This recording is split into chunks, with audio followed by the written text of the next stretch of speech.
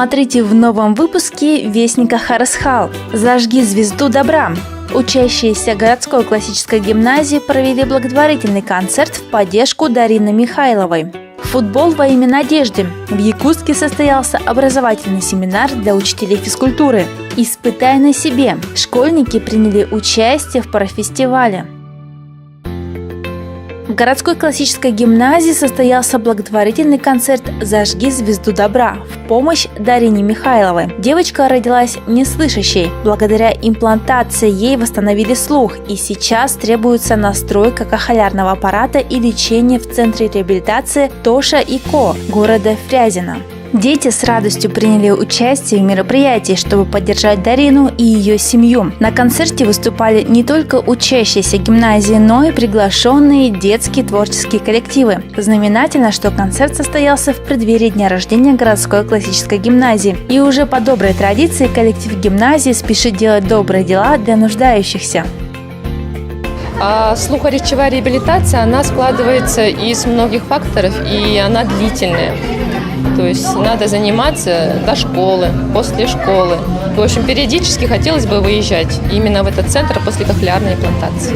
Сбор очень для нас сейчас важен и необходим, и прямо именно в то время, в которое нам нужно. Мы планировали поехать в октябре, в ноябре на дальнейшую реабилитацию. Были мы летом, планируем октябрь-ноябрь. Как сбор закончится, может, мы еще добавим средства и хотим выехать.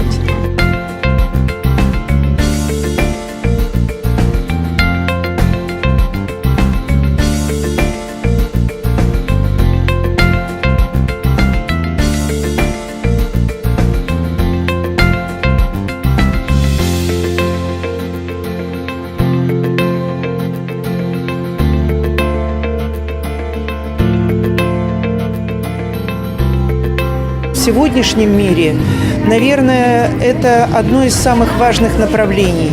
Научить людей быть добрыми. И приучать к этому, воспитывать это, приучить к этому нельзя. Это можно только воспитать и сделать так, чтобы для человека это стало неотъемлемой частью его жизни.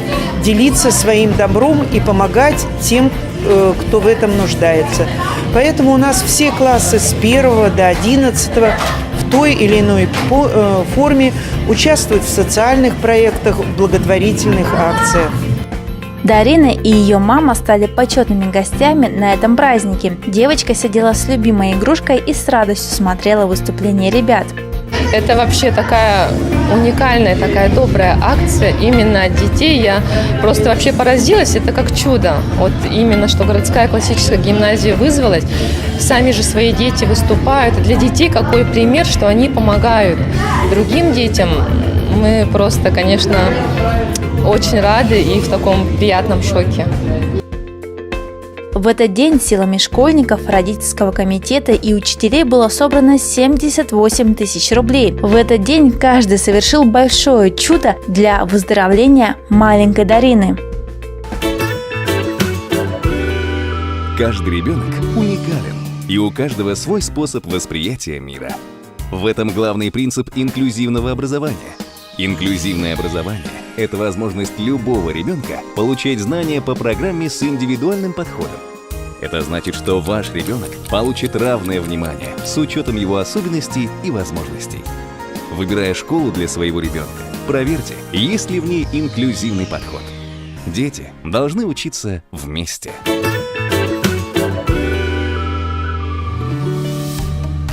Футбол во имя надежды. Именно так называется проект региональной общественной организации инвалидов «Перспектива». Координирует проект в Якутске благотворительный фонд «Харасхал». Цель проекта – социализация детей с инвалидностью в инклюзивной спортивной среде. В рамках проекта в 5 школах Якутска проводятся дополнительные занятия по футболу. На них дети узнают о типах и правилах в футболе для людей с инвалидностью и, конечно же, играют сами. На днях Якутск посетила Дарья Федорович, координатор спортивного отдела региональной общественной организации инвалидов «Перспектива», и провела для учителей физкультуры образовательный семинар.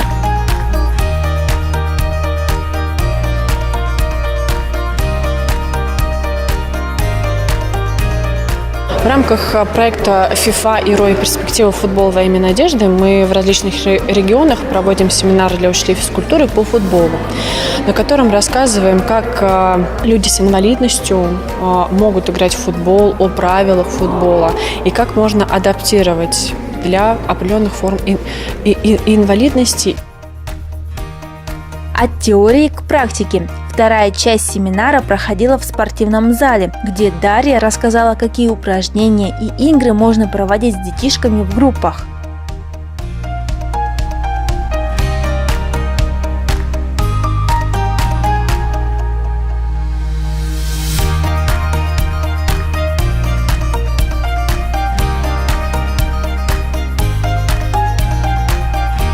Перспектива развития инвалидного спорта именно в Якутии, это, конечно, радует, что наши дети могут заниматься.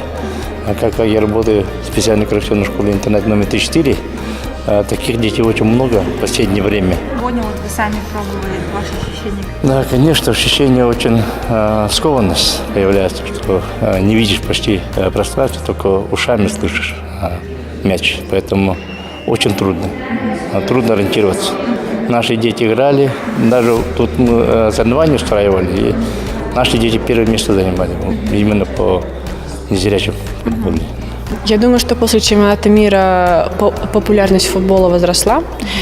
И когда мы приходим в школы и рассказываем ребятам, они настроены очень позитивно, их это интересует. И так как мы уже приходили к ребятам в школы и проводили паралимпийские уроки, дни параспорта. Они знают о многих видах именно паралимпийского спорта. Я думаю, что о футболе им узнать вдвойне интересно.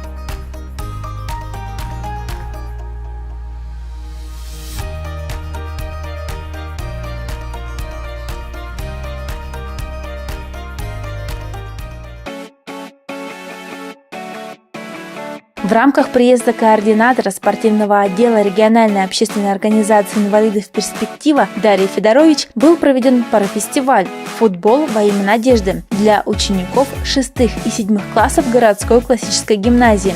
В парафестивале также приняли участие именитые спортсмены параспорта Алена Дмитриева и Василий Борисов. Учащиеся разделились на 5 команд. Их ожидала так называемая вертушка, состоящая из 5 станций, на каждой из которых дети знакомились и пробовали свои силы в параспорте. Заслуженный учитель России Юрий Ощепков рассказал о своей авторской разработке адаптированных якутских национальных игр для людей с инвалидностью. Чемпионка мира по волейболу силе Алена Дмитриева провела мастер-класс для учащихся. Они по-новому смогли открыть для себя привычную игру в волейбол.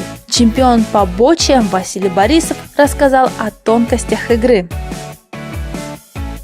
Гостья из Москвы Дарья Федорович познакомила со спортом для незрячих – голбол. Игроков лишили самого важного – зрения, и ориентировались они только на звук специального мяча с колокольчиком. На 5-й станции дети играли в футбол, но не по стандартным правилам. Игра проходила в паре. Один участник надевал повязку на глаза, второй становился зрячим гидом, задача которого была ориентировать незрячего в ведении мяча и забивания гола.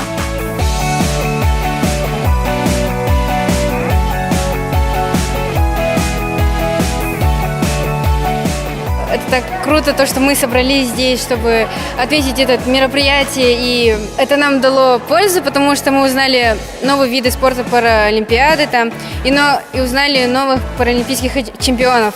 Ну, чтобы понять, как тяжело людям с особыми способностями, встать на место их и, помогать им. Мне понравилось когда вы играли в волейбол сидеть. Мне больше понравились национальные игры, особенно игра «Тянуть быка». Мне больше понравилось вид завязанными глазами футбол, не помню, как называется просто. И еще мне понравился волейбол сидячий.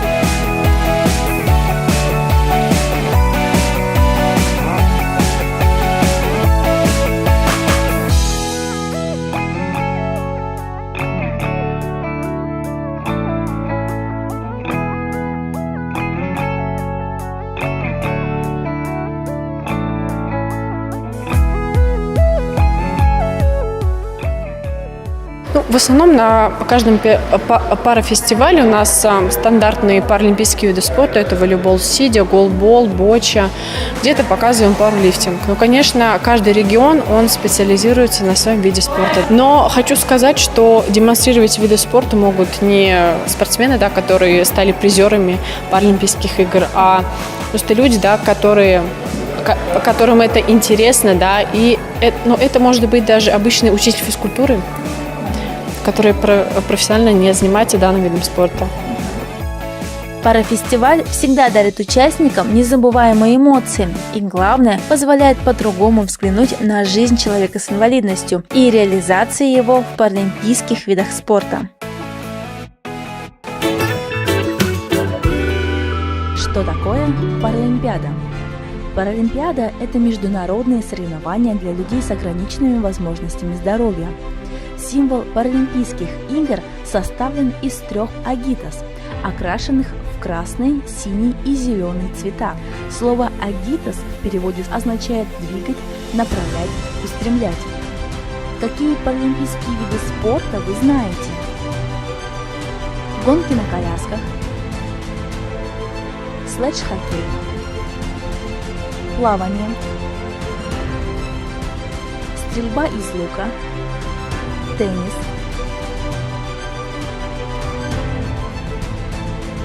баскетбол на коляске, лыжные гонки, голбол, керлинг на колясках, биатлон, фехтование на колясках, легкая атлетика, горные лыжи, настольный теннис, волейбол сидя, боча, парасноуборд. А вы знаете наших паралимпийцев? Степанида Артахинова, призер Паралимпиады по стрельбе из лука. Владимир Баланец, призер Паралимпиады по жимо-лежа и пауэрлифтингу. Анастасия Диадорова, призер Паралимпиады по плаванию.